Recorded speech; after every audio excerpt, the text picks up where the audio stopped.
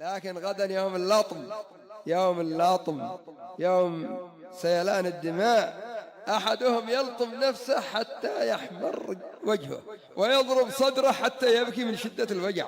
وأما الغلاة منهم يأخذون السيوف والسلاسل في ظهورهم حتى تسيل الدماء. تسجيلات دار الحديث السلفية بالغيضة تقدم لكم هذه المادة. لكن غدا يوم اللطم، يوم اللطم، يوم سيلان الدماء. أحدهم يلطم نفسه حتى يحمر وجهه ويضرب صدره حتى يبكي من شدة الوجع. وأما الغلاة منهم يأخذون السيوف والسلاسل في ظهورهم حتى تسيل الدماء. أخزاهم الله. قذفوا عائشة فما وجدوا من يقوم بجلدهم وإقامة حد عليهم، سلط الله عليهم كونا أن يجلدوا أنفسهم ويخزوا أنفسهم. اللهم له الحمد. ولا تستبعدوا هذه البدعة قريبا في اليمن، ما نحن في منأى صارت البدع الإيرانية تكون في صنعاء. ستجد من ينادي. العام الماضي عملوا مؤتمر في صنعاء كبير: كربلاء كربلاء كربلاء العزة، كربلاء الكرامة، كربلاء وهكذا.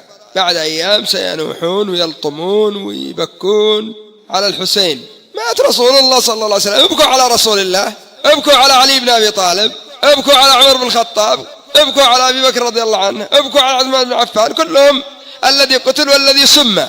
لماذا البكاء على الحسين فقط؟ لماذا البكاء على الحسين فقط؟ هذا سؤال يحتاج إلى جواب. لأنه تزوج فارسية، هذا هو السر.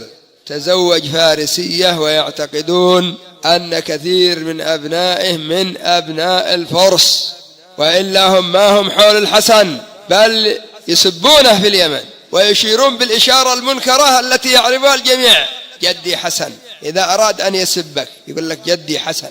يسبون الحسن.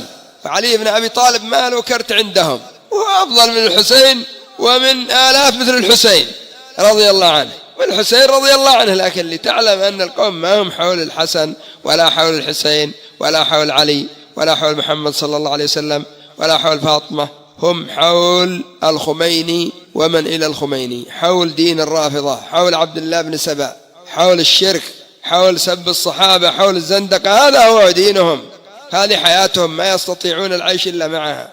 ما يستطيع يعيش الرافضي مع التوحيد أبدا. هذا الرافضي وعابد القبر الصوفي وكذلك المكرمي لا يستطيع يعيش مع التوحيد. التوحيد عنده سم قاتل. الحمد لله يا أخوة الذي من علينا بالتوحيد، الحمد لله الذي من علينا بالسنة، الحمد لله الذي عافانا في ديننا. نسأله سبحانه وتعالى أن يثبتنا على الحق حتى نلقاه. نسأل الله الثبات حتى الممات.